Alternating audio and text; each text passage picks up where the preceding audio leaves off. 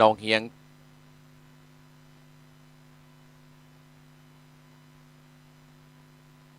ตำบลสันติสุขอำเภอดอยรอจังหวัดเชียงใหม่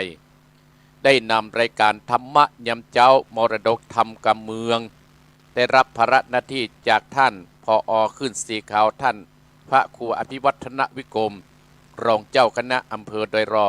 วัดปักตังเจริญนั้นได้มอบหมายหน้าที่ให้อาตมาภาพเจ้านี้ก็ขอขอบพระคุณไอ้เจเจผู้ควบคุมเสียงควบคุมความสัญญาณได้ปล่อยสัญญาณให้ศรัทธาญาติโยมได้สดับรับฟังในตอนเจ้านี้ขอบคุณไอ้เจเจและขอให้มีความสุขความเจริญต่อไปเอาละศรัทธาญาติโยมเนาะไปเมินเสาไปเหงาก็จะเสียเวลาตั้งสถานีอาตมาภาพก็ขอเจือนอีพ่ออีแม่ท่านผู้ฟังของอาตมาภาพที่อยู่เมืองฝางอยู่แม่อายอยู่ชัยประการอยู่เจียงดาวอยู่แม่แตงอยู่แม่ลิมอยู่ในตัวเมืองเจียงใหม่ที่ฟังสถานีของวัดไฟหินอยู่ดอยสะเก็ดอยู่จังหวัดลำพูนตลอดถึงอยู่ฮอดอยู่อำเภอจอมตองก็ดีอยู่โดยหลอกสะเมืองแม่วางสันบัดตองก็ดีได้เสียงนี้ไปทั่วไปถึงเปิดไว้ที่ไหนก็ขอให้เป็นมงคล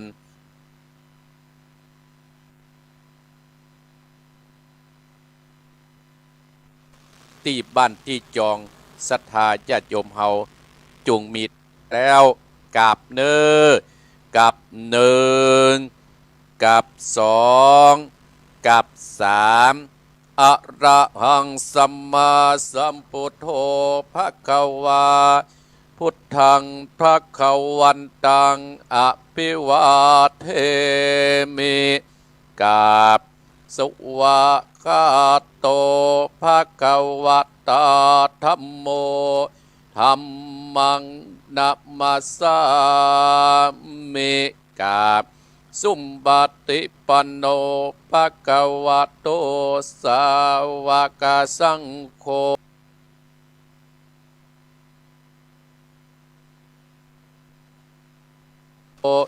สังฆังนะมามิกับนะโมตัสสะภะคะวะโตอะระหะโตสัมมาสัมพุทธัสสะนะโมตัสสะภะคะวะโตละหะโตสัมมาสัมพุทธัสสะนะโมตัสสะภะคะวะโตอะระโตสัมมาสัมพุทธัสสะพุทธังสัตตานังกัจจะมิธัมมังสัตตานังกัจจะมิสังฆังละนังกัจจะมิโตติยัมปิพุทธังสัตตานังกัจจะมิโตติยัมปิธัมมังสัตตานังกัจจะมิโตติยัมปิสังฆังสัตตานังกัจจะมิตติยัมปิพุทธังสัตตานังกัจจะมิตติยัมปิธัมมังสัตตานังกัจจะมิตติยัมปิสังฆังสัตตานังกัจจะมิอิติปิโสภะคะวะอะระหังสัมมาสัมพุทโธวิชชาจารณะสัมปันโนสุขโต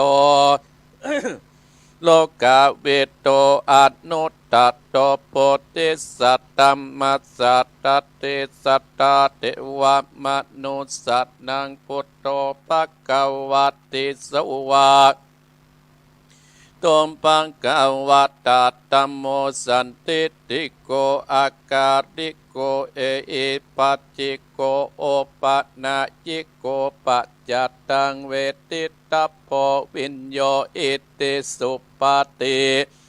โนปะภะคะวะโตสวากาสังโฆญายะปฏิปันโนภะคะวะโตสวากาสังโฆสา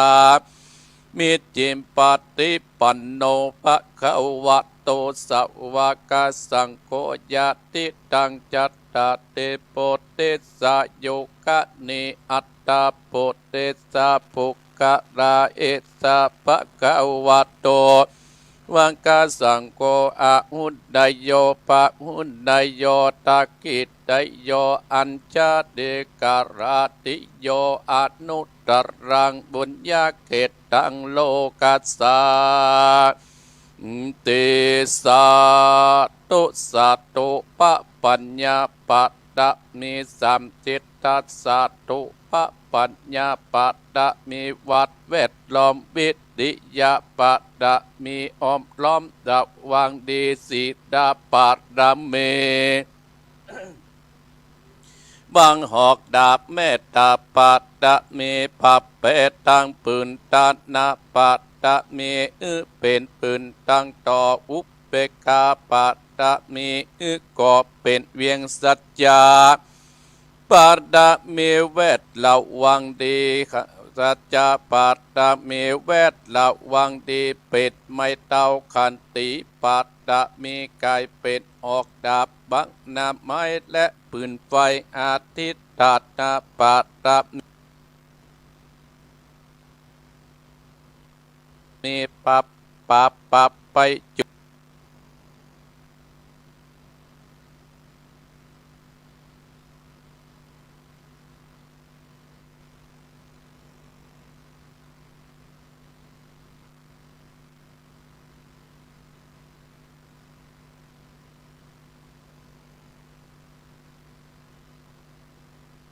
ดีแม่ดังโตดะนีออกมาติดม้อยผมอยู่ข้างท่าจังไล่ขัดขะงาซับพ่นดิน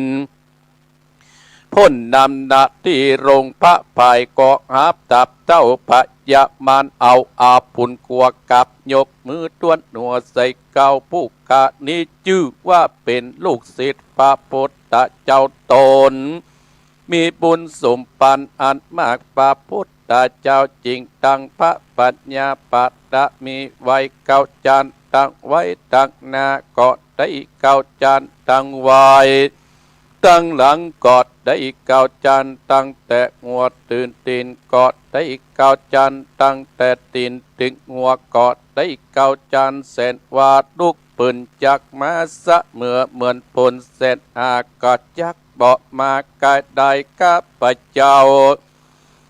ได้ว่าพุทธไว้ว่าพุทธกุณนังธรรมะกุณนังสังฆะกุณนังพุทธอินตาธรรมะอินตาสังฆะอินตาอัสสะเมโตดะนีผู้ยืดเดือดน้ำอยู่กำแผ่นดินกันการละเนึกเกิดเติงถึงกุณพระปิตากุณพระบรรดากุณครูบาอาจารย์กุณพระแก้วเจ้าตั้งสามประการคือกุณพระพุทธังกุณพระธรรมังกุณพระสังฆังกุณแดดกุณฝนกุณน้ำกุณลมกุณกุราชเจ้าเกาะดีกุณพระเจ้าตนเอาวนาเกาะดีกุณนางอุตตราเกาะดีกุณพระปัจเจเจ้าเกาะดีกุณแม่ธรณีเจ้ากอดดีจุงมารักษากรรมนาและกำลังยังตนตัวแห่งข้าพเจ้าและท่านผู้ฟังในรักการทำวันอาเจ้าของวันอาทิตย์และเจ้าของสถานีกู้สถานีในวันนี้ยามนี้จิมแดดเตอพุทโธพุทธังรักษาธัมโมธัมมังรักษาสังโฆสังฆังรักษาพุทโธพุทธังอะระหังธัมโมมังอะระหังสังโฆสังฆังอะระหังพุทโธพุทธังกันหาธัมโมธัมมังกันหาสังโฆสังฆังกันหาพุทโธโภคธัมมังปิสังฆังมิตรอายุวันโนสุขังปะดังสาธุสาธุสาธุอมติปสะมังสะดับเตียนกาวัดวาดลุกเป็นเปลวไปสะดีกันใจกูเตียนนี้ปับเมืองปีมาจุดดาวปะหูเก้นจิบเปล่าปับจิตมา101ปัสสากุกอบปับได้ไตตื่นฟ้าเหนือหน้าแผ่นดิน กาวลินกูก็เป็นน้ำเก้ากลางกูก็เป็นเม็ดน้ำใหญ่กอดยักออกไปตัวมหัวปีตายไปลินกูก็เป็นดับเตียนกาปับเตินฟ้ากูเตียงประกวดสั่งอมสหปัตโตมังสวะหายอมเป็ดจะรำแผ่นดินดำไหววาวาดสายตาพิกาดกับหนีละคนดีตูไว้ตีนี้อย่าเอาตัวหมู่ต้านตั้งผีมันและผีเขนผียักษ์ผีเย็นอย่าได้มาไกลผียักษ์ลายจุงหนีปันตั้งกลุ่มปันยักษ์ลายอันต้องเตียวพ่ายหืดหนีไปสวะหายนะเมตตาโมกะตุนาพุทธปณิธายินดียะอินดูสัพพะสตุอินาสันติอิติปิโสภะกวานะโมพุทธายาสาธุดุกะดาเจ้าภัยญะอันว่าภัยตั้งหลายประกันต่างๆนานาเป็นตนว่าไปไฟไม่ก็ดีไฟอันเจ็บใครได้เป็นภัยญาธิก็ดีและอุปัตตวะกังวลอุนตะไรมาคือคนและสัตว์ได้เจ็บได้ป่วยได้เสียเข้าเสียของได้เสียเงินเสียทองจากภัยตั้งหลายบัดนี้ตนตัวเองข้าพเจ้าจักถอดจากถอนไปแล้วตั้งแต่นี้เป็นต้นไปขอให้เจ้าตั้งหลายอันหมายมีท่านผู้ฟังของรายการอัตมาเว้าวันอาทิตย์ก็ดีผู้เป็นเจ้าหอเจ้าเฮือนเจ้าบ้านเจ้าเมืองพร้อมโดยญาติกาพี่น้องลูกหลานเหลนเต็นเตาจุคนอยู่สุขสบายจุ่มเนื้อและเย็นใจอย่าได้มีเพศอย่าได้มีภัยอันตะใดอย่ามาไกลตั้งต่อไปนี้ขอฮือต้านผู้ฟังผู้เป็นเจ้าหอเจ้าเงินและญาติกาพี่น้องลูกหลานเหลนเต็นเตาจุคนจุงมีแต่โชคราบมั่งมีตุ้นเตาท่านจุงจักมีเตี้ยงแต่ดีอายุวันโนสุขังปะลังเอาละศรัทธาญาติโยมอีป่ออีแม่พี่น้องคณะศรัทธาญาติโยมอาตมาภาพได้นำอีป่ออีแม่นั้นได้เข้าไปไหว้พระพุทธเจ้าเข้าไปไหว้พระธรรมเจ้าเข้าไปไหว้พระสังฆเจ้าเรียบร้อยและศรัทธาญาติโยมขออนุโมทนากับศรัทธาท่านผู้ฟังทุกท่านทุกคนเนอที่ลุกกันเมื่อเจ้าเข้ามากอยมาฟังตังเฟซตังไลน์ของอาตมาภาพโอ้นักศรัทธาญาติโยมแม่พิสมัยฟังอยู่ลำปางพุ่นในประเสริฐโพธิวงศ์เนาะแม่จันเพนคำโพธาเนี่ยแม่จันเพนคำโพธาหลายผู้หลายคนพี่แดงไม่เลี้ยงหมู ที่เข้ามาพอลูกเจ้าก็เป็นมงคลเนอะที่รับที่นอนของศรัทธาญาติโยมทุกท่านทุกคนโดยแม่บัวพันธ์มีป้ออยู่แม่วังอนุโมทนาสาธุโดยเอาละศรัทธาญาติโยมวันนี้เวลานี้ตี 4:45 นาทีอาตมาภาพก็จะอยู่กับอีป้ออีแม่ของอาตมาภาพท่านผู้ฟังถึงเวลา6 โมงเมื่อเจ้าศรัทธาญาติโยมเมื่อเจ้าวันนี้เป็นวันพระวันศีลศรัทธาญาติโยมอาตมาภาพก็ วันนี้เป็นวันพระวันศีลและกระตรงเป็นเจ้าของวันอาทิตย์อาตมาภาพก็วันนี้วันที่29ก็จะได้ไปงานสรองตาตั้งเจ้าอาวาสวัดหัวควงตำบลทรงแควอำเภอเดลอและก็ค่ำคืนนี้ก็จะไปเทศธรรมเข้ากำที่วัดใหม่ยางคามเปิ้นเข้ากำรุกขมูลณที่วัดใหม่ยางคามเพื่อจะหาปัจจัยนั้นได้ไปสร้างวิหารจตุรมุขอันนี้ก็เนี่ยแต่มาภาพก็จะได้ไปวันนี้ตั้งแต่เมื่อเจ้าศรัทธาญาติโยมเมื่อตอนก็ไม่ได้อยู่แล้วก็คืนนี้ก็ไม่ได้อยู่เพื่อจะได้ไปสนองศรัทธาญาติโยมท่านเจ้าวาดที่เปิ้นได้นิมนต์อาตมาภาพนั้นณัฐพลดิกสิงแก้วอยู่เชียงใหม่ศรัทธาญาติโยมพ่ออาจารย์ใหญ่ ก็อนุโมทนากับศรัทธาญาติโยมอีพ่ออีแม่เนอศรัทธาญาติโยมแล้ววันที่31คืนวันที่31อาตมาภาพก็เชิญชวนศรัทธาอีพ่ออีแม่ศรัทธาในหมู่บ้านเฮานี่ก็มาร่วมในการสวดมนต์ข้ามปีสร้างความดีข้ามปีใหม่เนาะเชิญลูกเชิญหลานมาเนอศรัทธาญาติโยมคืนวันที่31นี่เวลา11 โมงวะศรัทธาญาติโยมบ้านเฮาว่า11 โมงก็จะเริ่มศรัทธาญาติโยม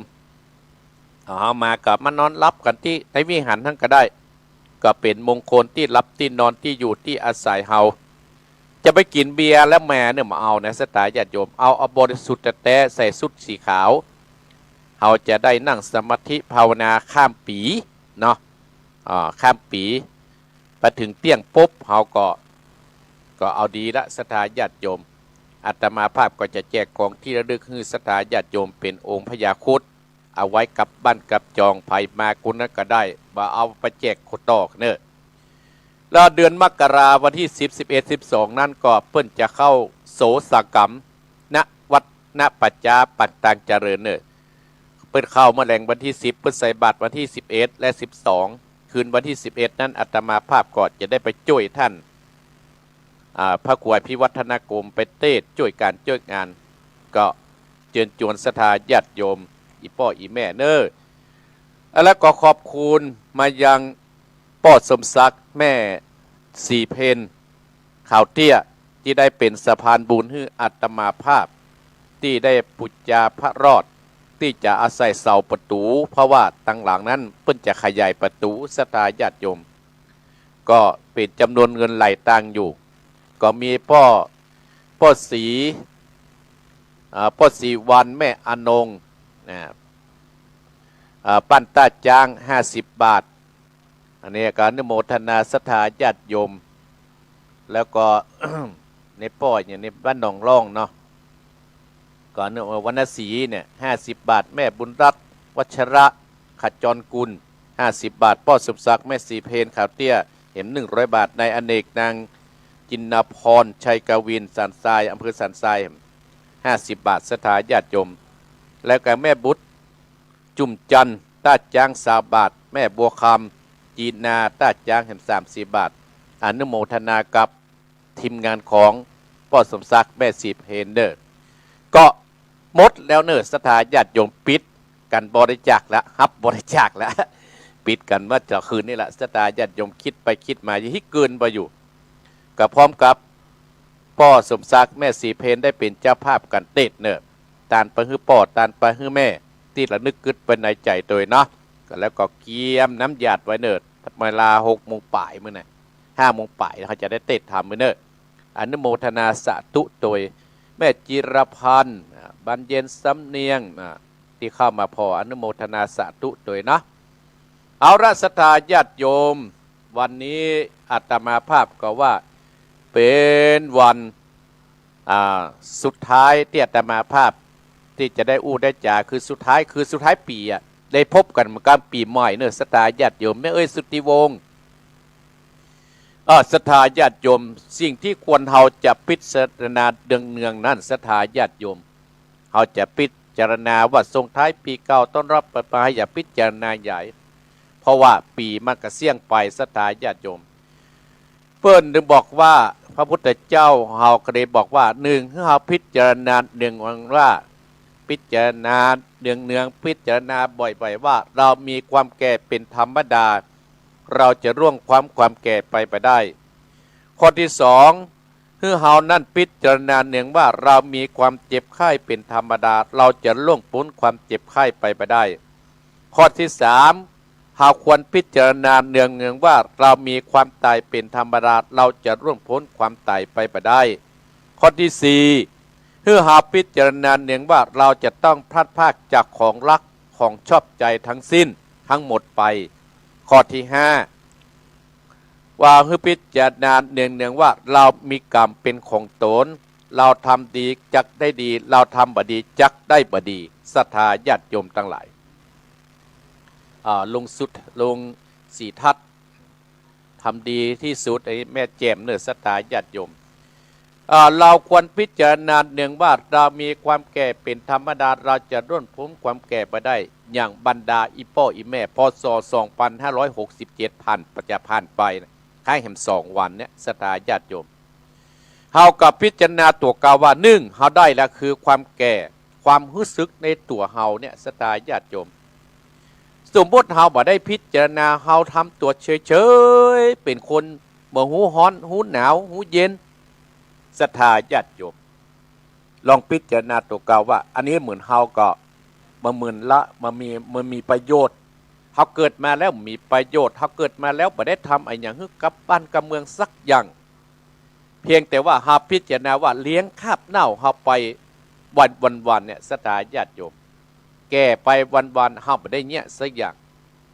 แต่ก่อนเนี่ยอาตมาภาพก็คิดอย่างที่อาตมาเนี่ยศรัทธาญาติโยมแต่อาตมา10 ปี15 ปีย้อนหลังเนี่ยอาตมาภาพว่าอาตมาภาพจะเป็นคนที่มีประโยชน์กับคนทั้งหลายจะเป็นคนที่มีประโยชน์กับคนที่เพิ่นได้เพิ่งปะอาศัยเพราะว่าคนจนคนรวยคนทุกคนอย่างศรัทธาญาติโยมมาถึงวันนี้วันที่29อาตมาภาพพิจารณาพศ2567เนี่ยอาตมาภาพโอ้เฮามีความสุขหรอกความสุขอย่างใหญ่อีพ่ออีแม่ลองคิดเอานะเฮาได้สร้างความสุขเฮาหยิบเอาความทุกข์ออกจากจิตจากใจจากจิตจากใจไผศรัทธาญาติโยมจากจิตจากใจคนที่เปิ้นมาหาเฮาที่เปิ้นมาหาเฮาได้สร้างความสุขอย่างตะวันเนี่ยศรัทธาญาติโยมโอ้อาตมาภาพเนี่ยอย่างวันที่28เนี่ยตั้งแต่เจ้ายันไป5 โมงเว้ยนะศรัทธาญาติโยมมีคนมามาแหวงหาอาตมาภาพเนี่ยโอ้ศรัทธาญาติโยมมาจากใกล้จากไกลอันสุดท้ายนะก็คือที่มาที่ลองสุดท้ายแต่ว่าช่วงตะวันเนี่ยศรัทธาก็คือคุณธนกรพรอัมพุนคุณคนุภาพรอัมพุนและคุณยาณเดชพรอัมพุนจังหวัดน่านบ้านเสนียงหมู่ที่2วัดศรัทธาญาติโยมอำเภอเมืองจังหวัดน่านมาก็มาเพื่อนมาเพื่อตั้งใจมาจากจังหวัดน่านศรัทธาญาติโยมอาตมาภาพฟังประวัติของเพื่อนแล้วโอ้อาตมาภาพขอเอาบุญกุศลที่อาตมาภาพได้ทำนี่เนอะคุณธนากรคุณคนุภาที่ได้สร้างคุณงามความดีมาแต่ก่อนเนี่ยก็เป็นเรื่องธรรมดาศรัทธาญาติโยมถ้าหามาคิดถึงอดีตเนี่ยเขาจะทำความดีต่อไปมาได้อย่างน้อยโยมก็มีสติและมีปัญญาที่กลับมาคิดสร้างคุณงามความดีให้กับครอบครัวสร้างความดีความงามให้กับลูกกับเต้าเป็นแบบอย่างให้กับลูกกับเต้าแม้นว่าปัจจุบันเราอาจจะมามีเหมือนแต่ก่อนเขาอาจจะลงตังไปนิดหน่อยก็มาเป็นอย่างเขากลับมาได้ศรัทธาญาติโยมอันนี้กันนะว่าบุคคลเนี่ยอย่างคุณธนากรคุณคนุภานี่ศรัทธาญาติโยมพรอัมพุนเนี่ยจังหวัดน่านเนี่ยอาตมาภาพอนุโมทนาสาธุโดยที่มาสร้างฐานะมาสร้างประโยชน์กับวัดกับวาหลายที่หลายแห่งตลอดถึงที่ได้มาเยี่ยมอาตมาภาพ3 ครั้งและศรัทธาญาติโยมก็ขอบุญกุศลที่อาตมาภาพได้ทำมาตลอดปีก็ขอให้คุณธนากรคุณคนุภาพรอัมพุนและครอบครัวลูกบ่าวโดยจะคิดจะทำปรารถนาสิ่งใดก็ขอให้ท่านนั้นได้สำเร็จในหน้าที่การงานบ้านปลายชีวิตเฮาปลายปปปัญญาอายุเต้าอาตมาศรัทธาญาติโยมแต่แก้วันบ่ได้เนี่ยก็เป็นบุญเป็นกุศลคนเฮามันจะได้ปรับได้เจอกับว่าบุญจัดปังก่อนศรัทธาญาติโยมกอนุโมทนาเปิ้นก็เป็นสถานบุญให้อาตมาภาพโอ้แห่งกรรมนี่ก็จะได้เอาชื่อมาอ่านเนาะก็ขอบคุณอนุโมทนาเนี่ยเพราะว่าหาพิจารณาเนืองว่าเรามีความแก่เป็นธรรมดาเราจะร่วงพ้นความแก่ไปได้เฮาจะแก่ไปศรัทธาญาติโยมเมื่อหนุ่มนะครับบอกละศรัทธาญาติโยมทุกคนนั้นมีอดีตมันก็เฮาจะแก่เนี่ยศรัทธาญาติโยมอยู่ที่ไหนสร้างความดีที่หั่นกรรมโบราณเปิ้นว่าอยู่บ้านเปิ้นอย่านิ่งดูได้ปั้นงัวปั้นควายให้ลูกเปิ้นเล่นนี่ปั้นงัวปั้นควายให้ลูกเป็นเล่นศรัทธาญาติโยมเฮากับว่าเฮานั่นโอ้เฮาจะแก่ไปเฮาจะเนี่ยได้เฮาจะสร้างความดีให้กับครอบครัวเฮาจะได้เ เขาจะสร้างความดีให้กับชุมชนเขาอย่างใด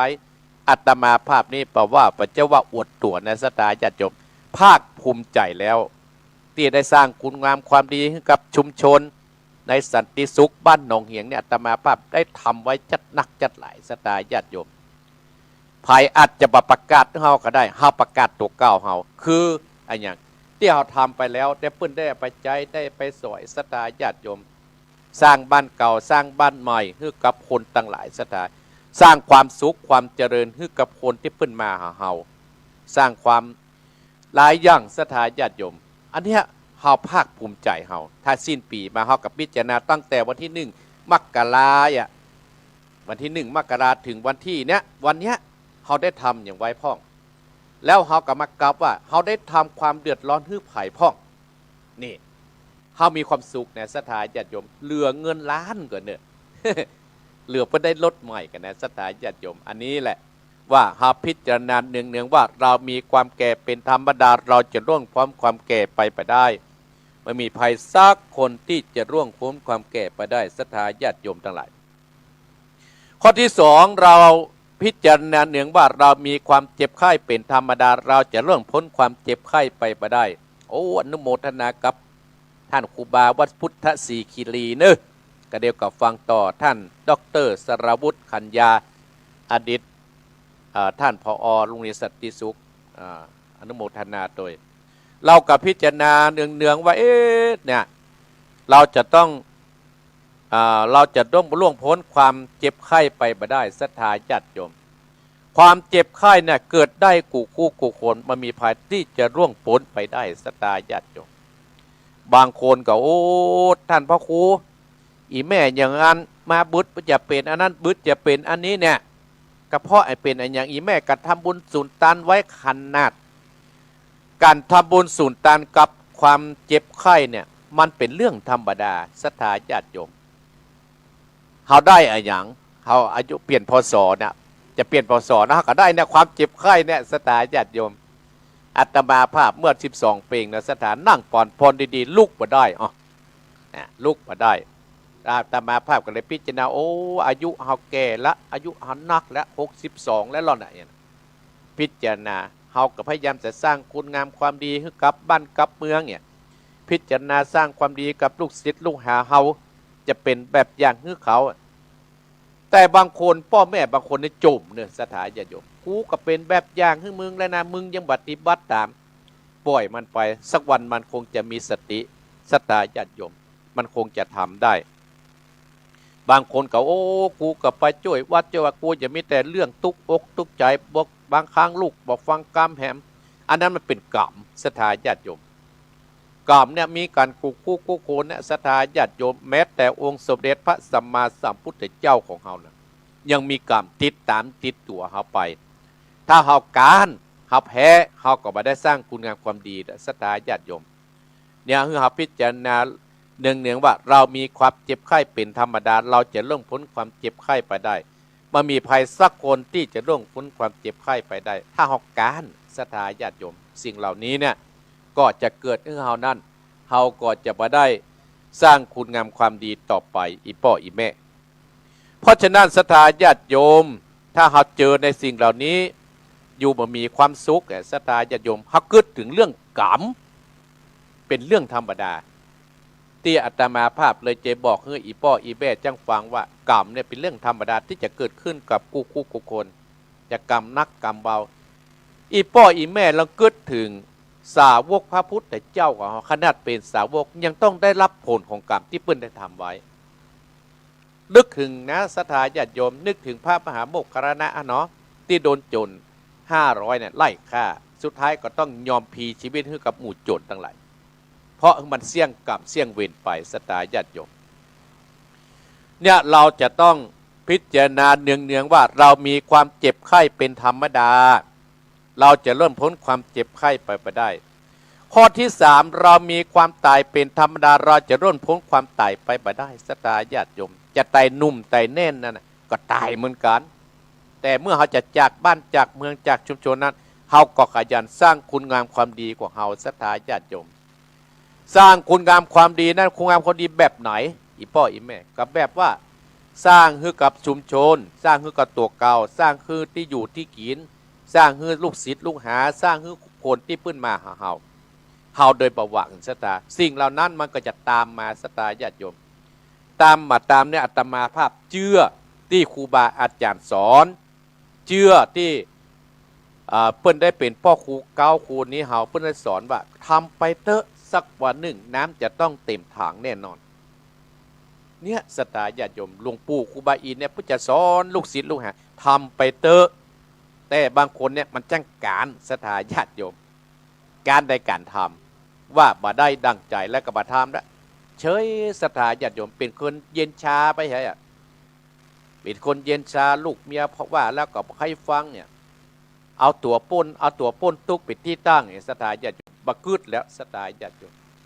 เพราะฉะนั้นเฮาเนี่ยจะต้องพิจารณาเนี่ยเราจะต้องมีความตายเป็นเรื่องธรรมดาเขาจะล่นพ้นความตายไปไม่ได้จะเขาจะตายจากโลกจากบ้านจากเมืองไปเนี่ยเขาก็ต้องสร้างคุณงามความดีกับครอบครัวของเขาแล้วเขามาพิจารณาละเขาก็มีความสุขปัจจัยว่าจะสร้างให้กับลูกกับเมียต้องสร้างให้สาธารณประโยชน์ด้วยนะสตาญาติโยมอันนั้นยิ่งเป็นประโยชน์กับบ้านกับเมืองนี่ข้อที่สี่ถ้าเขาจะให้เขาพิจารณาเนืองๆว่าเขาจะต้องพัดภาคจากของรักของที่ชอบใจทั้งหมดทั้งสิ้นเมื่อมีภัยสักคนที่จะบัดตั้งพัดภาคสตาญาติโยมทุกคนเขานั้นเกิดมาแล้วจะต้องพัดภาคจากของรักจากของเจริญใจของที่เขาชอบเมื่อมีภัยอยู่ค้ำฟ้าสักคนสตาญาติโยมจะจากกันวันไหนนั้นอัตมาภาพก็ประสามารถที่จะจี้ฮื้อกับอีป้ออีแม่ได้หูได้หันได้แต่ฮื้อเขานั้นหูว่าเขาต้องจากแน่นอนบางคนก็จากเมื่ออายุน้อยบางคนก็จากเมื่ออายุกลางปานกลางบางคนก็จากเมื่อเฒ่าบางคนก็จากเมื่อตายเป็นเรื่องธรรมดาที่องค์สมเด็จพระสัมมาสัมพุทธเจ้านั้นได้ตรัสได้จี้ได้แสดงได้บอกได้กล่าวให้เฮานั้นได้ประพฤติปฏิบัติต่อไปข้อที่5เราพิจารณาเนื่องว่าเฮามีกรรมเป็นของตนเรามีกรรมเป็นของตนทุกคนทุกท่านศรัทธาญาติโยมภัยนิกดิกนีกรรมว่าป้นซักคนอีป้ออีแม่พี่น้องคณะสัตตาท่านผู้ฟังทั้งหลายเฮาทำความดีไว้จักได้ดีเฮาทำความบดีจักได้บดีอาตมาภาพเชื่อเรื่องนี้ศรัทธาญาติโยมบางครั้งเฮาทำความดีอาจจะได้กรรมบดีมาก็แม่นศรัทธาญาติโยมแต่ที่สิ่งที่นั่นก็คือกุศลที่เฮาทำไว้แล้ววันนั้นมันอาจจะสนองตอบเฮาก็ได้อาตมาภาพได้เชื่อเรื่องบุญเรื่องกรรมในศรัทธาญาติโยมเชื่อเรื่องบุญเรื่องกรรมใครที่ทำว่าโอ้เปิ้นทำดีแล้วเฮาไปคัดกวางเปิ้นเฮาไปว่าคือเปิ้นนี่นะมันเขาจะต้องได้รับสักวันหนึ่งอันนี้เป็นเรื่องที่พระพุทธเจ้าเพิ่งเฮาควรพิจารณาว่ามี5ข้ออย่างเฮาสิ้นปีแล้วเฮาจะขึ้นต้นปีนะเราพิจารณาเนืองว่าเรามีความแก่เป็นธรรมดาเราจะล่วงพ้นความแก่ไปไม่ได้ข้อที่2เฮาควรพิจารณาเนืองว่าเรามีความเจ็บไข้เป็นธรรมดาเราจะล่วงพ้นความเจ็บไข้ไปไม่ได้ข้อที่3เราพิจารณาเนืองว่าเรามีความตายเป็นธรรมดาเราจะล่วงพ้นความตายไปไม่ได้ข้อที่4เฮาพิจารณาเนืองว่าเราจะต้องพัดภาคจากของรักของที่ชอบใจทั้งสิ้นไปข้อที่5คือเฮาพิจารณาเนืองว่าเรามีกรรมเป็นของตนเฮาทำกรรมดีก็ได้ดีเฮาทำกรรมบดีก็ได้บดีศรัทธาญาติโยมตี5 นาทีแล้วเนอะตี5 นาทีแล้วศรัทธาญาติโยมในวันนี้ก็เฮาว่าวันสิ้นปีอาตมาภาพก็ว่าได้วันที่29นะวันนี้2วันนี้ประจัดปีใหม่พุ่นศรัทธาญาติโยมก็ศรัทธาญาติโยมก่อนในจะสิ้นปีขึ้นต้นปีเนี่ยศรัทธาญาติโยมอาตมาภาพขอฝากข้อคิด1เฮาอย่าได้มีความประมาทในที่นี้ประมาทในชีวิตของเฮาศรัทธาญาติโยมความประมาทนี่นะความบ่ประมาทนี่นะเฮาจะไปประมาทในชีวิตของเฮาเฮาเนี่ยพยายามทนุถนอมครอบครัวทนุถนอมตัวเก่าเพื่อสร้างคุณงามความดีต่อไป2คือเฮามีความอดทนเฮา หากนึกถึงตั้งแต่วันที่1ถึงปัจจุบันเนี่ยเขามีความอดทนกับเรื่องอย่างนี้พ่องเขามีความสุขเนี่ยศรัทธาญาติโยมสูงเมื่อมีคนเนี่ยเขาเนี่ยเขาทำแล้วเปิ้นบ่ทำตามนี่เนี่ยเขามาพิจารณาโอ้เขาก็มีความอดทนเขาชนะเลยศรัทธาญาติโยมในวันนี้อาตมาภาพเลยเอาธรรมที่ว่าชนะใจตัวเองดีประเสริฐดีนักหนาเนี่ยจะทำเนี่ยมาเทศให้ศรัทธาญาติโยมฟัง2ความสุจริตและประหยัด4ความเสียสละเขาเสียสละมาตั้งแต่วันที่1 มกราคมถึงวันนี้อ่ะเขาดูแล้วโอ้เขาเสียสละอะไรอย่างพ่อเขาพอแล้วเขามีความสุขศรัทธาญาติโยมแล้วก็5เขาได้มาสร้างความสมัครสามัคคีให้กับไผ่เนี่ยเพื่อเปิ้นมีความสุขโอ้มันมีความสุขศรัทธาญาติโยมสร้างบ้านสร้างเมืองก็มีความสุขอย่างที่อาตมาภาพปีพศ2567นี่เนี่ยอาตมาพิจารณาว่าโอ้ได้ทำอย่างไรโอ้หันหน้ามานั่งดูเนี่ยสดย้อนหลังจากวันนี้มาถึงวันที่1เนี่ยเขาได้ทำไว้อย่างกับจุมโจรนะโอ้มันมีความสุขยิ่งอาตมาภาพอยู่กับคณะสงฆ์ตั้งแต่วันที่13 กุมภาพันธ์มาจะได้เกือบปีเนี่ยสถาได้สร้างความได้อย่างฮึกับคณะสงฆ์ได้ทำอย่างฮึกับคณะสงฆ์ตำบลอำเภอเขามีความสุขและศรัทธาญาติโยมถามว่าการที่เขาทำงานเหนื่อยก็เหนื่อยแต่เขาต้องมีตัวความอดทนอดกั้นในศรัทธาญาติโยมแล้วเขาจะมีความสุขศรัทธาลองพิจารณาอีพ่ออีแม่บรรดาศรัทธาญาติโยมทั้งหลายขอบคุณที่เพิ่นได้หอมกลิ่นหอมตันที่จะขยายซุ้มจะขยายเสาประตูปิดครับสมัครแล้วก่อนที่จะได้เตะนำเตะทำเรื่องว่า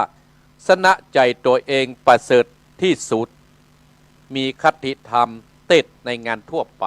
คืนนี้อาตมาภาพก็จะไปเตะทำที่วัดยังคามนะตอนเกี่ยวข้างในนี้จะไปที่สลองตาตั้งเจ้าอาวาสวัดหัวขวงตำบลสองแควศรัทธาญาติโยมอนุโมทนากับโยมธนากรพรอัมพุนคุณคนุภาพรอัมพุนและ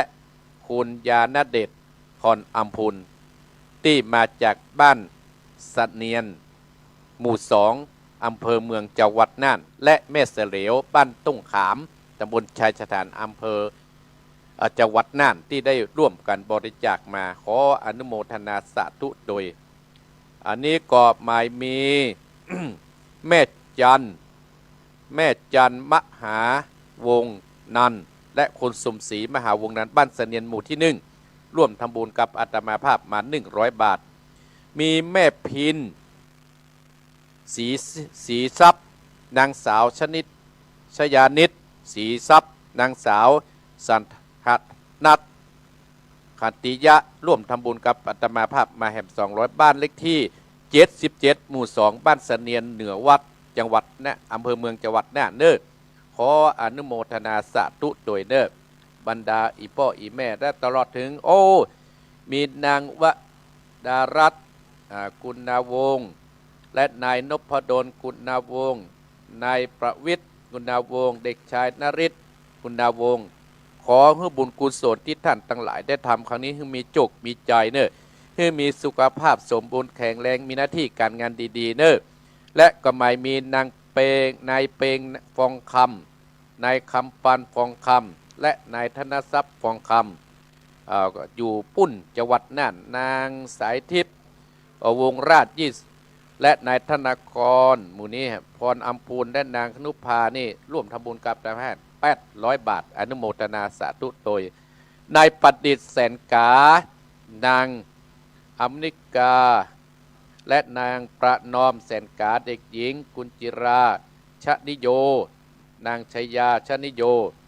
นายณัฐวุฒินางจันทานางวิรายชุมพูเพชรชุมพูตลอดถึงพลอยชนทิตาชมพูพันธิราอันนี้อ่านว่านี่ก็ร่วมทำบุญมาโดยนายศักดิ์นฤชัยปันแก้วเด็กชายเศษวุฒิปันแก้วแม่จันมหาสนานกับคุณสมศรีมหาวงศนันร่วมทำบุญมาแห่ง100 บาทอนุโมทนาสาธุบุญใดกุศลใดที่ได้ทำบุญกับอาตมาภาพก็ขอเป็นบุญเป็นกุศล ตลอดถึงแม่จรูนเนอแม่จรูนอยู่ที่เชียงใหม่แม่จรูนที่อยู่จังหวัดเชียงใหม่อนุโมทนาสาธุโดยที่ได้ฮื้อกับป่อได้อภะมาฮื้อนี่ก็อนุโมทนาสาธุโดยในเสวียนนางแสงจันทร์บ้านห้วยน้ำขาวในนรงชัยทาตานพ่อไพบุญแม่จรูนเนี่ยปกปิงเมืองบ้านป่าห้าสุเทพอำเภอเมืองเชียงใหม่อนุโมทนาสาธุโดยป้อทวีแม่อำพรบุญมื่นบ้านหัวฝายอำเภอสันทรายที่มาเนื้อสถาญาติโยมเนาะก็อนุโมทนาสาธุโดยตลอดถึงโยมสมพรรัตนังบ้านป่าเมือดเนอะโอ้ได้กู้มาแล้วเนอะโยมสมพรป้อทวีแม่อำพรบุญมื่นเนี่ยโอ้เปิ้นเอาป้อทวีมาป้อทวีกับลูกยากนะสถาญาติโยมแม่อำพรเปิ้นมา2เตื้อ3เตื้อละอำเภอสันทรายอนุโมทนากับป้อทวีแม่อำพรบุญมื่นเนอะบุญมื่นก็ด้วยบ้านหัวฝายอำเภอสันทรายโยมสมพรรัตนังสันทรายเปิ้นมา2ลายละอนุโมทนาสาธุเนอะตลอดถึงพี่น้องฝั่งมดปิดฮับกันบริจาคแล้วก็ว่ากันเห็นเรื่องนึงรอเอาปูนรอที่จะทำวิธีต่อไปโยมอันนี้เปิ้นว่าจะมาแอวนี่สถาญาติโยมโอ้ถ้ามีการมีงานขอบอกกับเด้อนี่ที่อยู่จากวัดน่ะนี่นะโยมธนากรนี่นะเปิ้นว่าเปิ้นจะมาแอวอนุโมทนาสาธุเลยจึงได้ก็จะโทรหาเด้อเอาละสถาญาติโยมอาตมาภาพก็จะได้เทศน้ำเทศธรรมโอ้ตี5:15แล้วเนาะไม่มีโฆษณาทำเรื่องนี้ชื่อว่าชนะใจตัวเองประเสริฐที่สุดชนะใจตัวเองประเสริฐที่สุดสถาญาติโยมก่อนที่จะเทศน้ำเทศธรรมเนี่ยมีเรื่องเล่าให้ศรัทธาฟังเรื่องหนึ่งมีเรื่องเล่าให้ศรัทธาเรื่องหนึ่งเรื่องของสุนัขหรือว่าหมาศรัทธาญาติโยม มาอยากเกิดเป็นดวงจันทร์ศรัทธาญาติโยมเพราะว่าเกิดจากเป็นดวงจันทร์นี่เป็นเรื่องเล่านะศรัทธาญาติโยมเป็นนิทานสอดอกสนใจให้ศรัทธาญาติโยมอยู่มาคืนวันหนึ่งศรัทธาญาติโยมอีพ่ออีแม่สุนัขตัวแนวก็มานั่งอยู่หน้าวัดท่านให้จะเป็นหมาวัดเนาะศรัทธาญาติโยมเนาะก็นั่งแงนพอขึ้นไปทางฟ้าหันว่าพระจันทร์เนี่ยแซวแจ้งลึงทั่วบ้านทั่วเมืองศรัทธาญาติโยมก็เกิดใจว่าโอ้จะได้นอเนี่ยหมาตัวนี้สุนัขตัวนี้คือว่าอยากให้จะเป็นพระจันทร์เนี่ยจะได้ซองให้คนทั้งหลายเนี่ยมีแสงสว่างทั่วบ้านทั่วเมืองกึดใจอย่างนั้นนั่งแงนพ่อศรัทธาญาติโยมนั่งแงนพ่อมันเข้าให้ได้เมื่อชั่วโมงเนี่ยศรัทธาญาติโยมก็เดียวมาแล้วเมฆมาแล้วศรัทธาเมฆมาบดบังพระจันทร์มาโอ้เป็นพระจันทร์นี่เป็นท่าละยังไงใครเป็นเมฆเหมาะศรัทธาญาติโยมกูจะได้ไปบดบังคนตั้งหลายให้เหมาะศรัทธาญาติโยมบรรดาอีพ่ออีแม่พี่น้องคณะศรัทธาสักกรรมเอาให้เหมาะศรัทธาญาติโยมลมมากันเนาะปัดเมฆไปกันเนี่ยปัดเมฆไปขาวปัดเมฆไปศรัทธาญาติโยมเมฆมาลมมาศรัทธาญาติโยมเป่าปัดบ้านปัดเมืองอีพ่ออีแม่หันวะเมื่อปีที่ก่อนปี2 ปีก่อนปัดวิหารอาตมาครับบินฟื้นเป็นพื้นเหรอปดถกปัดเหี่ยเบอแต่ลมมันศรัทธาญาติโยมปัดมาได้อย่างเดียวคืออย่างอีพ่ออีแม่วะ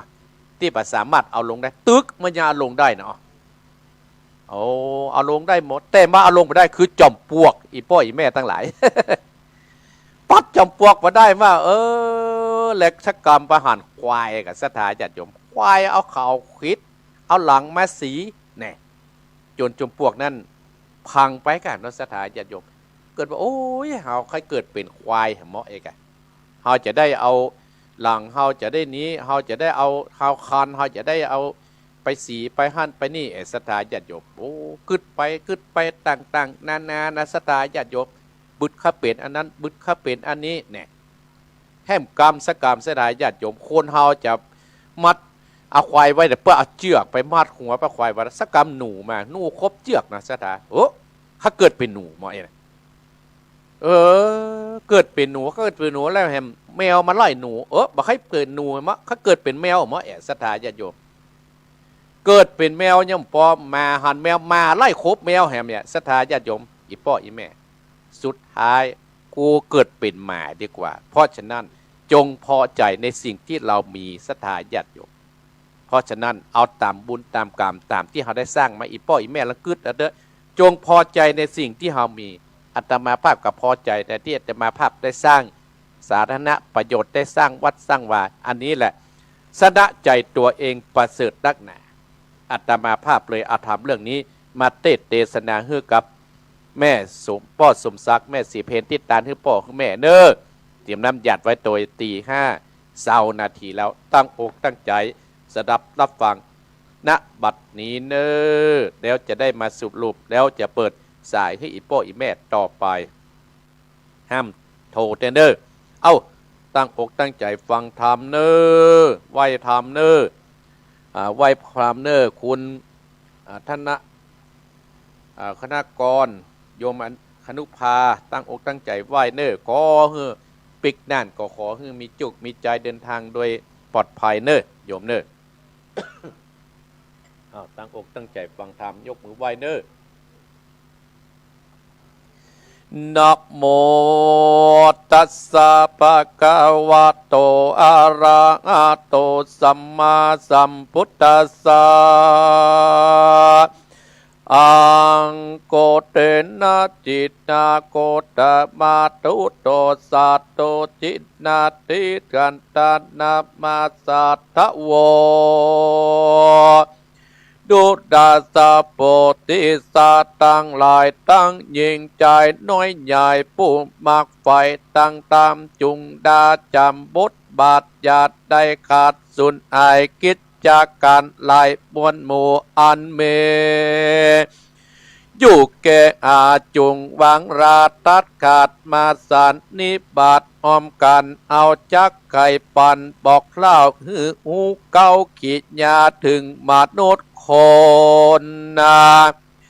ในโลกลาพ่องหยับจามวดดำกัดตามกรรมบ่เอือดพ่องไม่เดือดเกืองกีบ่หูดีหูอายพ่องตกอยู่ไข่ตันหาพ่องก็มีความโกรธตาโกรธง่ายพ่องกันลบไข่อยากได้ตันหาใหญ่สะหาวโตสาปับตาโมอะนันหลวงเมากันเอาอันดังนี้จักหลีกลีสัตว์ใดเอาจักบอกกล่าวแก่ฮือปับแปใจตนหยาบมัวเมาใน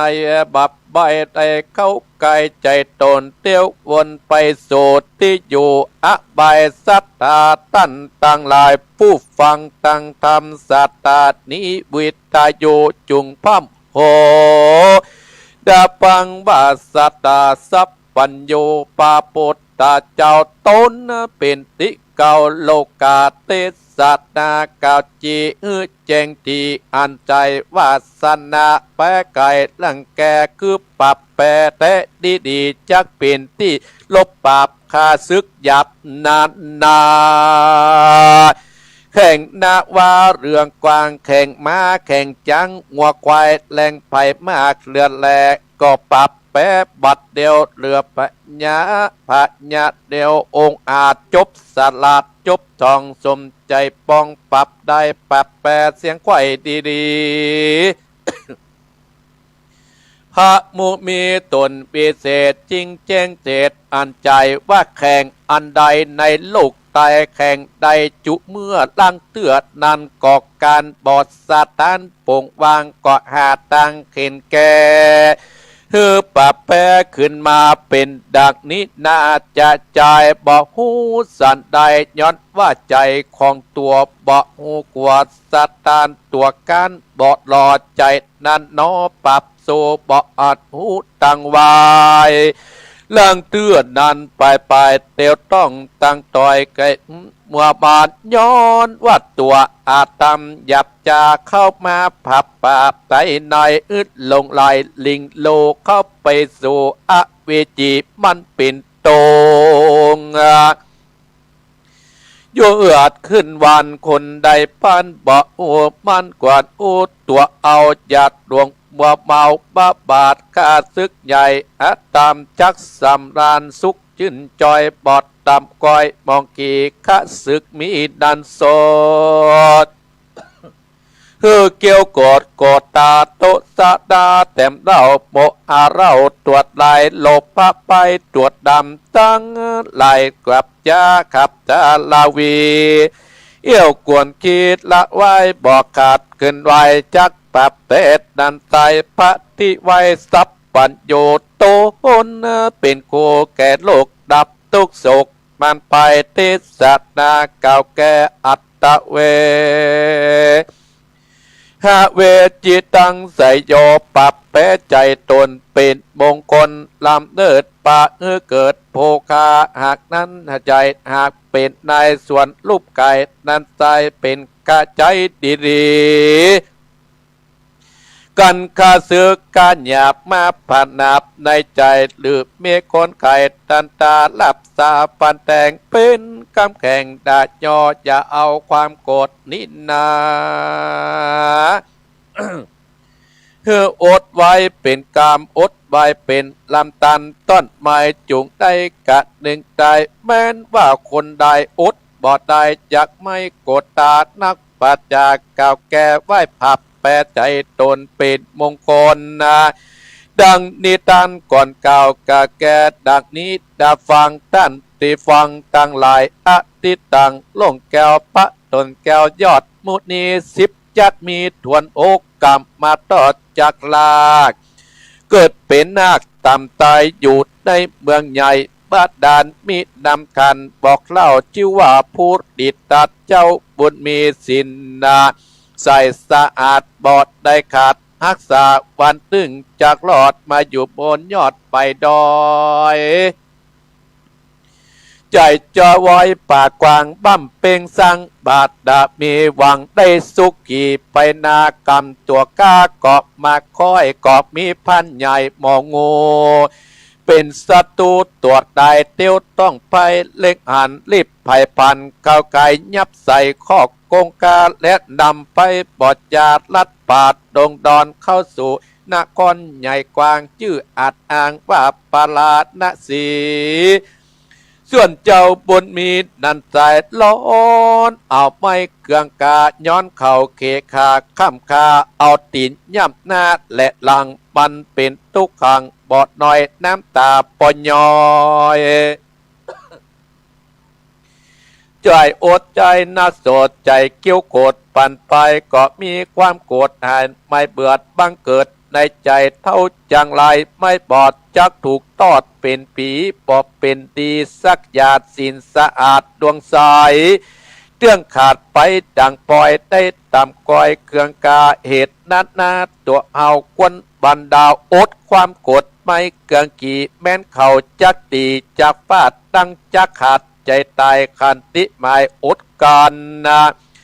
บอดด่วนจันโกรธตาเอาเมตตาข้าโปรดคิ้วโกรธนิอายกะรุณาจุบเมื่อใจไฟเอื้อยินดีอุเบกขามีลำเดิดปะเกิดเจบานบุญสมปานช่วยกรรมล่วงล้ำอันตรายปานละเม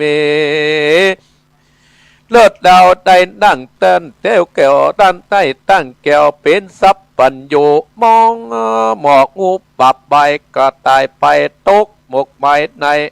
นรกอวิจีและนาดันต่างหลายก็ความโกรธแม้นว่าคนว่าหายก็จะตอบใส่แต่นกรรมมวดดำโกรธตาอดใจไว้สัตดีสตินี้ก็มามีปัญญาตำอังละมัดระวังจุดาวเกิดพัดมาเพราะกรรมบาปกาหยับนาปัจจาเป็นแกนอันนี้แม่นกองตามแปดตั้งดำอาบไม้มันตัวลายจุประการปรับเสียงก้อยแลดดานับเป็นมงคลเอาตัวยกออกจากความทุกข์ผ่านยากสงสารได้เจบันบ่ขาดตั้งแต่จัดปัจจุบัน ดับมองขันละภาคตายจากเมืองคนเอาตนไปเกิดจันปาสวรรค์ไปหลอดเพียงแก่ยอดเนตรละปานสตาตั้นต่างหลายผู้ฟังหมายมีป้อสมศักดิ์แม่สีเพนได้ตันทำผูกนีตันไปหาป้อไปหาแม่และนายอเนกชัยกวินตันไปหาพ่อเองตนได้ฟังธรรมแล้วก็ดีจุงตามดีแต่เก่าตลับต่อเตาตึงไปจุงนำไม่จำชื่อไว้เอาเป็นไม่ได้ส่วนตัวเอาเป็นขัวไก่รอดแคนราผาดไพ่มันได้3 ล้านจิ้นจอยตั้งฝ่ายห้วยปาดตัดนาขอศรัทธาท่านผู้ฟังจุคนจุงได้อยู่เจบันโลภะหันปาดญาติอย่าได้มาปาดอินทรีย์ขอท่านต่างหลายผู้ฟังจุงมีโชคใจเตี้ยงเต่าจุคนใจน้อยยิ่งใจนิติตังเกาะบังคมสมเลสเดชเอาละศรัทธาญาติโยมอีพ่ออีแม่พี่น้องคณะศรัทธาญาติโยมท่านผู้ฟังทั้งหลายอาตมาภาพก็ได้เทศนามเทศธรรมชื่อว่าสนะใจตัวเองประเสริฐที่สุดศรัทธาญาติโยมสนะใจตัวเก่าอันยังกระตามศรัทธาญาติโยมคนเฮานี่นะถ้าอย่างเฮาสนะใจตัวเก่าเนี่ยมันถึงสนะกูยิงชนะคนอื่น100 เท่ายังบัดเท่าชนะใจตัวเก่าถ้าหาชนะใจตัวเก่าเนี่ยทำให้ความเจริญรุ่งเรืองมาสู่ครอบครัวของเฮาอย่างอาตมาภาพได้อู้เบื้องต้นว่าอย่างคุณธนากรได้ชนะใจตัวเก่าศรัทธาญาติโยมจึงปาครอบครัวน่ะเจริญรุ่งเรืองถึงวันนี้อาตมาภาพกำลังฟังอยู่อาตมาภาพอยู่นะเพิ่นว่าโอ้ถ้าอีโยมอยู่เจ้าวัดนั่นถ้าไปได้ฟังนะโอ้1กินข้าวปลากินน้ำบักให้ลงนะแต่ประเด็นเมื่อซ้ำจะมาให้ฟังให้อย่างใดท่านพระโคก็บอกโหเด้อเอาหน้าบุญเป็นที่ตั้งศรัทธาญาติโยมก็ฟังตั้งเพชรตั้งลายเนี่ยกันเนาะสมัครตั้งเพชรตั้งลายท่านพระครัวของอาตมาภาพนี่ก็จะถ่ายทอดไปให้เป็นเพื่อนกันบันทึงทหารก็พอเอาลองสมัครไปเตอะศรัทธาญาติโยมเนาะอาตมาภาพกับประจ้างนะอนุโมทนาโยมธนากรพรอัมพุนพร้อมด้วยพัญญาได้ลูกเต้าเนาะตีได้มาถึง3 ครั้ง 3 คราวที่ได้เป็นสะพานบุญให้อาตมาภาพถ้าอาตมาภาพจะทำพิธีก่อนจะบอกให้น้ำธรรมคำสอนที่อาตมาภาพเทศนั้นชะสาญาติโยมที่ว่าชนะใจตัวเก่าประเสริฐดีนักหนาเนี่ยได้ทำเปิ้นบอกว่าเปิ้นได้ตัดเทศนาเมื่อสมัยก่อนอย่าที่อาตมาภาพว่าคนเฮามีกรรมเป็นคู่คนแม้แต่องค์สมเด็จพระสัมมาสัมพุทธเจ้าของเฮาพุทธเจ้าเฮาเนี่ยมี10 จัดด้วยกันละอันนี้จัดที่6ที่เปิ้นได้อู้นี่นะได้ทำนี้เปิ้นอู้จัดที่6พระพุทธเจ้าเฮาจัดที่6นั้นพระพุทธเจ้าเฮานั้นได้เกิดเป็นพญานาคชื่อว่าภูริทัตในจัดที่6ศรัทธาญาติโยมพญานาคภูริทัตนั้นอยู่ในแม่น้ำบาดาลปุ้นศรัทธาญาติโยมก็วันนั้นก็กึศใจอย่างใดบ่ฮู้ถ้าจะเป็นวันพระหมู่นศรัทธาญาติโยมจะสร้างเรื่องศีลศรัทธาญาติโยมมาแผ่มังพรอยู่บนดอยบุญเพื่อจะมาสร้างบุญบารมีกับในเมืองโคนเฮานี่จะสร้างในแน่น้ำก็ได้เลยมาสร้างบนบกเนี่ยศรัทธาญาติโยมเพิ่นว่าแผ่นดินเฮาเนี่ยเป็นสร้างมงคลสร้างบุญสร้างกุศลกับตัวเฮาอย่างศรัทธาได้สร้างบุญสร้างกุศลเนี่ย1 ปีได้รู้จักอาตมาภาพโยมสมพรรัตนังแม่จันเพ็ญคำโพธาเนี่ยเป็นต้นเป็นประธานเจมวยเนี่ยศรัทธาญาติโยมที่เพิ่นจะมาหาอาตมาภาพแม่จรูนเนี่ย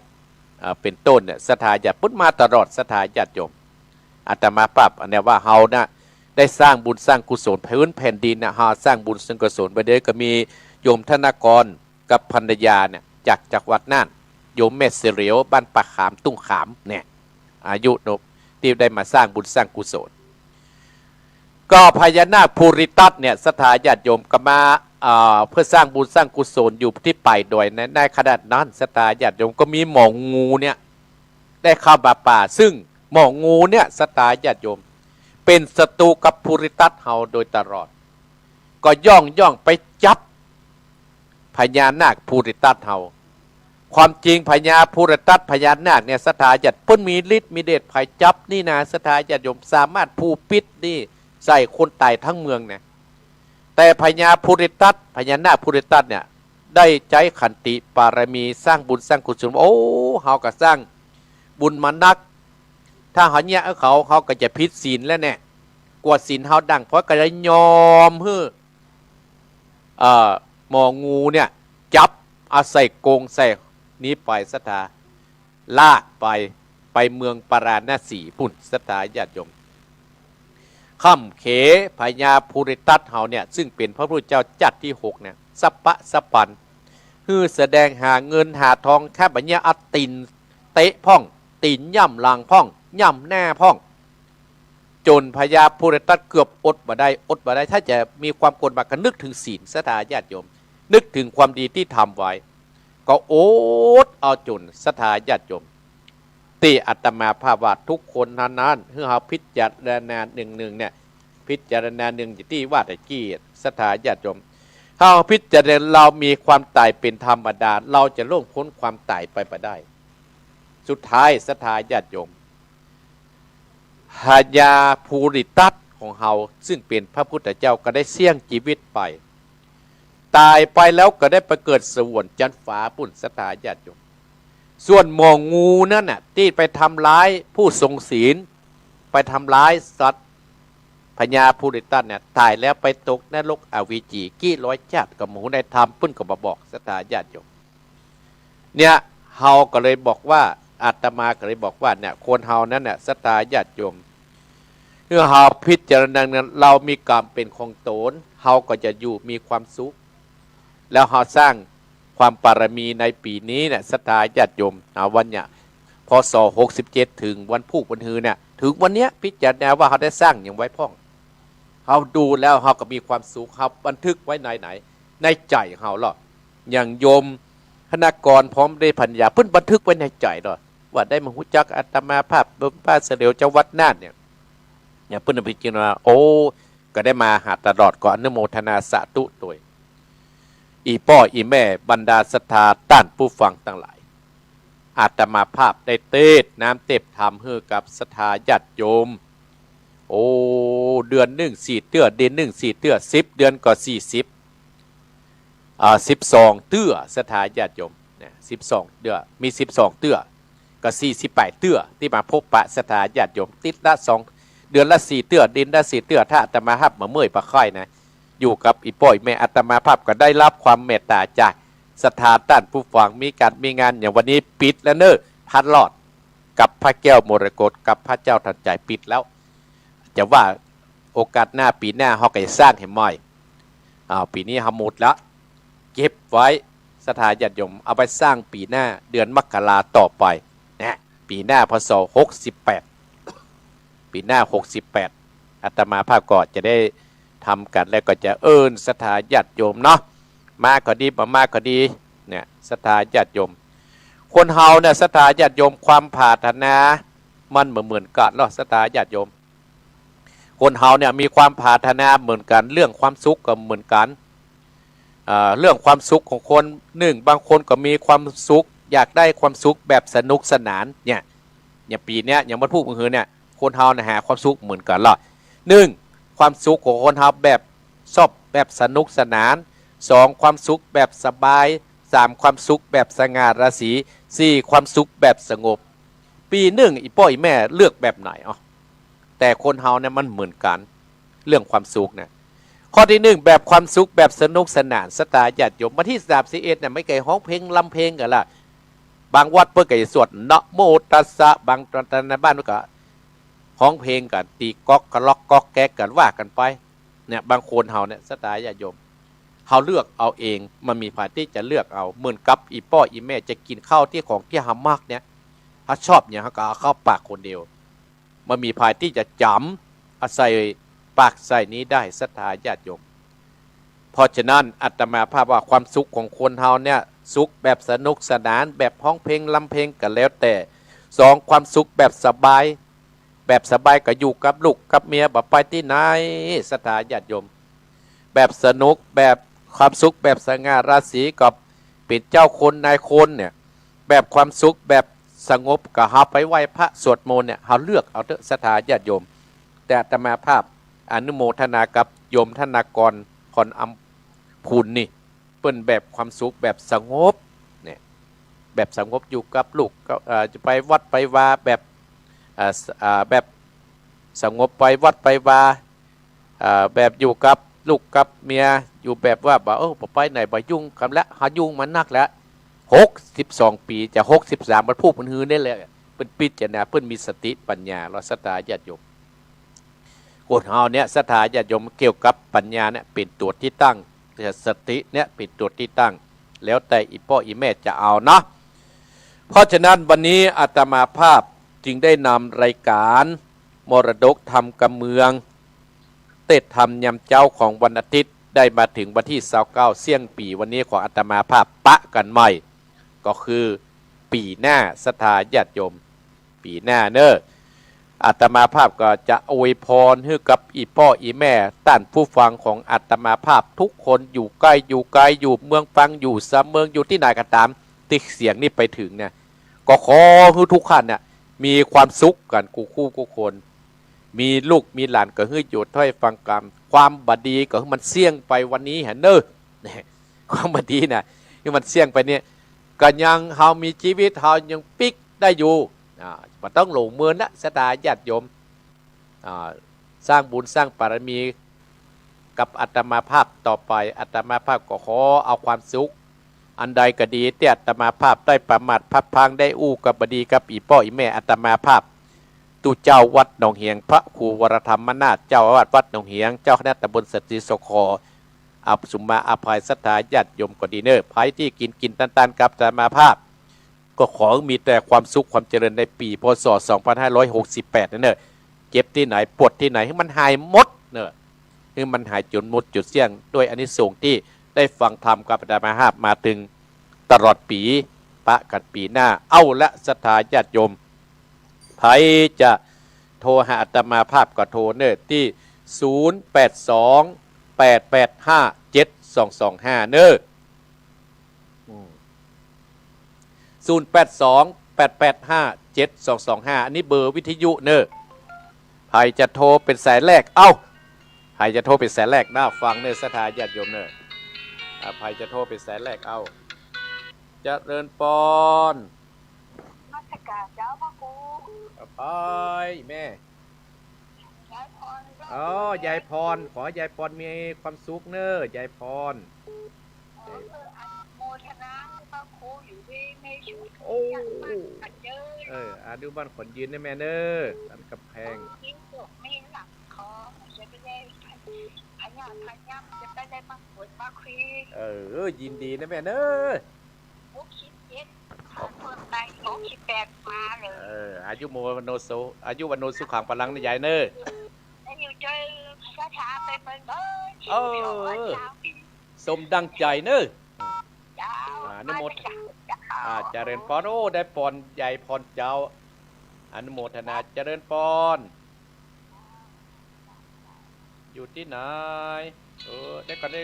เสียงเงียบว่ะเจริญพรเสียงนี่ได้ก็ได้เนอะเอาไม้เอาไม้เนอะไม้เจริญพรท่านเจ้าทั้งวัดโพไม่อุ้ยอินสุมาไม่อุ้ยอินในกี้เสียงหายเรดิโอนะเจ้าไม่อุ้ยอินสวัสดีปีใหม่นะเจ้าสุขภาพแข็งแรงคือธรรมะม่วนตลอดทุกใจทุกกายตลอดนะเจ้าทั้งวัดโพยินดีนะแม่เนอะจะเริญพรเอาสายต่อไปคนโน้นคนน้อยเอาเจริญพรเจริญพรหรืออย่างอี้เนี่ยอย่างบดังเนี่ยเจริญพรเจ้าอยู่ที่ไหนแม่ปานีมณีจรฝางพระเจ้าแม่ปานีฝางได้บ้าล่ำได้โทรนะเจ้ายมธนากรมันต้องโทรมาสายนี้เนอะยมป้าจะได้ฟังตลอดนะเจ้าฟังตลอดเนาะเจ้าทุกตนทุกองค์นะเจ้าฝางเนาะขอให้งานท่านพระครู อยู่ดีสบายตลอดอัน2568นะเจ้าเจริญปอนนะแม่เนอเจ้ากลับมาสายเจ้าโยมธนากรให้โทรมาสายที่นี่เนอะ0828857225นี่เนอะโทรเบอร์ใหญ่ไปได้เจ้าว่าจะได้ฟังอยู่เจ้ายินดีเนอะน้ำขาวขอท่านสุขภาพแข็งแรงนะเจ้าอนุโมทนาสาธุเนอะเจ้าสายต่อไปเจริญปอนครับไว้จากครับท่านวันนี้ปีใหม่เนอะยินดีเนี่ยพ่อบุญธรรมครับผมบุญธรรมอนุโมทนาเนี่ยพ่อเนอะปุ่งน้องครับอันเจ้าตังนั้นยังได้โอนมาเป็นอย่างเนี่ยพ่อเนอะอนุโมทนาสาธุเด้อที่ไหนที่ไว้จากครับเจริญปอนสายต่อไปเจริญปอนไว้สาเจ้าท่านพ่อครูแม่ฟังอยู่เนอะจากลำปางมันไหลน้อยมันน้อยเจ้าแม่น้อยลำปางอนุโมทนาแม่เนอลำปางเจ้าไว้สาเจ้าสาธุเจ้าโอ้สายติดขนาดเนอเจริญปอนครับนมัสการพระอาจารย์ผมธนกรครับธนกรเนี่ยกี้โทรสมมาปิดเบอร์นั้นไม่ได้ต้องโทรเบอร์นี้นะขอโทษครับผมกดผิดครับผมธนกรนั่นพระอาจารย์อายุร้อยปีเป็นสร้างธนาฐานสร้างวัดสร้างอะไรให้สำเร็จเป็นอายุ100 ปีครับผมปอนนิดย้อนมาหาโยมธนกรเนอกับครอบครัวเนอครับผมจอดนัดจักรการนะอาจารย์เจ้าบุญรักษาเนอโยมเนอเดี๋ยวดูหาเจ้าของพระอาจารย์อยู่คู่กับวัดเป็นร้อยปีนะเจ้าพรนี่ก็ย้อนไปหาโยมเนอสาธุเจ้าสวัสดีเจ้าจังหวัดน่านเจริญปอนไว้สักเจ้าท่านพระครูเจ้าเมนนิดเจ้าเมนนิดมาแล้วเมนนิดขอเมนนิดมีไหนได้โอนตังไปให้เตือนนะเจ้าเป็นยังแม่บุญรักษาเนอจะอยากให้ลูกสาวโอนไปให้หรือว่าไปให้พ่อบุญธรรมนะบุญรักษาแม่เนอเจ้าเจริญปอนสารแน่นหนาเจริญปอนไม่ใช่เจ้า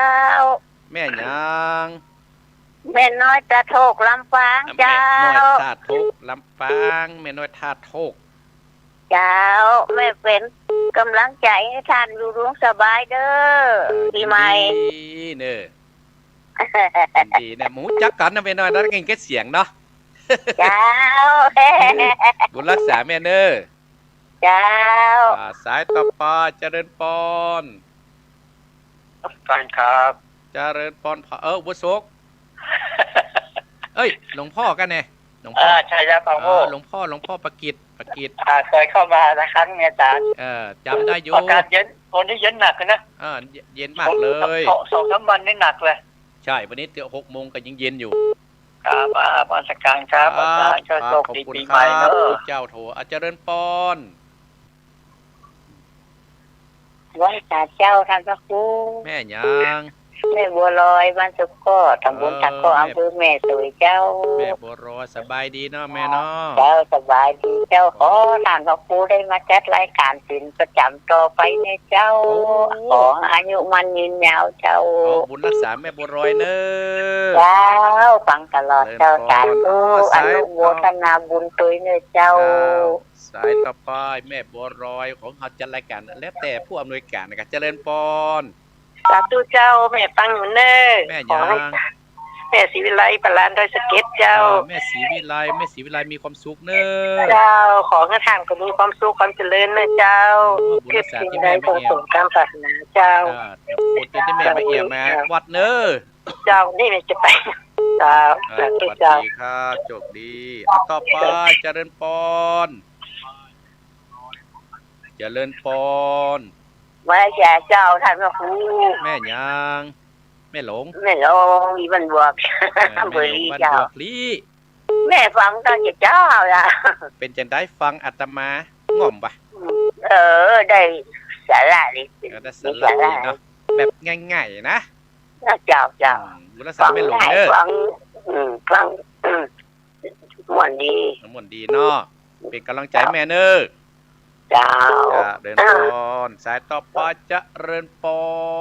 สวัน สดีเจ้าท่านพระครู แม่ ส หล วัส วง ดี ใส่ ปีให โพ ม่ น สวัสดีปีใหม่จันล่วงหน้าเจ้า โอ้ยินดีกันได้แม่หลวงเนอ เจ้าก็สุขภาพแข็งแรงเด้อ ยินดีนะแม่เนอ กับใครนี่เจ้า จะเริญปอนเอ้าศรัทธาญาติโยมใครจะโทรก็โทรจะเริญปอน082885722ข้าม5 นาทีศรัทธาญาติโยมจะให้เว้ยๆกระจายเว้ยๆเนอกระจายเว้ยข้าม5 นาทีจะเริญปอน ไม่สาครับพระท่านพระครู โอ้จังหวัดน่านก็ประเกียรติประเสริฐก้า นี่ปนันประเทศครับ ประเสริฐอันบ้านตุ้งขามก่อยบ้านป่ออ่ะ โอ้ไก่อยู่ก้านอกครับ ก่อยเนาะบ้านแม่สนานไขเนาะบ้านมื้อนี้เนาะ ไม่สนันตั้ง บ้านแม่สนบ้านเสนียนบ้านฝางเนี่ยไกลกันเนาะ อำเภอนั่นไก่ครับ โอ้ไก่กันนานุโมทนาฮะ ผมมันอยู่อำเภอนั่นหน่อยคือคนนั่นเอง โอ้นานน้อยเอาโยมธนากรเนี่ยไปอยู่นานน้อยกับโทรมาแน่เนี่ยเด้อ ครับนั่นหน่อยนะมื่นนะครับ บุญรักษาเนอพ่อประเสริฐเนอ สวัสดีปีใหม่นะครับเนอขอท่านพระครูจงอยู่เย็นเป็นสุขมีอายุใหม่วันใหม่ขอสอบใหม่ไปก่อนให้คุณงามความดีเจ้าขาดปลอดภัยครับเนอจบไม่ได้อันนี้มันอะไรตามภาษาครับเจริญปอนนะปอนเนอ ครับกำลังใจสาธุครับเจริญปอนสายต่อไปใครจะโทรก็โทรสายสุดท้ายเนอสายสุดท้ายโทรมาเนอสายสุดท้ายเจริญปอนกราบไหว้สาบารมีธรรมท่านอาจารย์พระครูวัฒนธรรมนาฏต้องเรียนครับก็ไอ้กบไม่ใช่ครับเดาก่อนไอ้กบปะกะไม่ใช่ครับไอ้อย่าง ขายขึ้นบอกยังไม่ห้องเพลงกราบว่าแต่ขายไม่ใช่ไอ้กบกะไม่ใช่ครับขายขึ้นมาออกเนอะจะไว้เนอะไอเบี้ยวครับไอเบลวันนี้มีหนาตัวนี้ลำปางวันนั้นก็ไปเนาะวันโพธสักดิ์ก็ไปอยู่อันนั้นจะมาไม่ได้ปล่อยเราวันโพธวันนั้นไปช่วยวันนั้นไปเปลี่ยนโคศพอยู่ลุ่มพุ่นดีละแล้วก็ไปห้องเพลงขอให้อาจารย์อยู่ดีมีโชคเนออายุบ้านขวัญยืนปีใหม่ปีนี้ปีปี68ที่จะเข้ามาถึงเนอแล้วก็ขอให้อาจารย์มีอายุบ้านขวัญยืนไปบนเมิน100 สาวเนออาจารย์เนอบุญรักษานะไอเบลเนอครับกราบไหว้สาครับเจริญปอนเจริญปอนสายสุดท้ายแต่ฮัลโหลครับสวัสดีครับผมโทรจากหมู่บ้านหมู่11ใกล้โรงพยาบาลเมืองป่าเป้าครับป้าหนบอกฟังอาจารย์อยู่เด้อป้อหยังป้อสมยศแต่งต้อยครับป้อสมยศสบายดีเนาะครับผมอนุโมทนาเขาเคยปะกันแล้วเหรอป้อสมยศเนาะครับฟังทำตั้งแต่ต้นมาจนจบนี่แหละฟังแล้วเป็นจะได้ป้อยินดีนะเจริญปอนมันสอนย้อนเจริญปอนพระเจ้าชายลุงตาแขกห้วยต้มเพ่ลุงตาแคะอยู่ที่ไหนครับอยู่พันบาห้วยต้มนี่พันห้วยต้มฟังแล้วเป็นย้ายลุงตาแคะก็พันชัดเจนดีพี่น้องห้วยต้มเนาะฟังครั้งแรกกันเนี่ยฟังครั้งแรกกันเนี่ยห้วยต้มอำเภอลีนี่กันนะว่าฟังครั้งแรกก้าความมั่นเจ้าละตั้งเจ้าละเดี๋ยวมาคู่วันติดเนอครับผมตาแค่ถ้าไปจะไปเนี่ยตั้งนั้นเนอครับพี่น้องดอยกับฟ้าเจริญปอนจ่ายเจ้าสวัสดีปีใหม่เจ้ายินดีเนอขอยกมือ10 นิ้วอิงเอาสิ่งศักดิ์สิทธิ์ทั้งหลายในสากลโลกนี้อันมีคุณพระพุทธพระธรรมพระสงฆ์บุญกินบุญทานบุญบารมีที่ได้สั่งมาขอ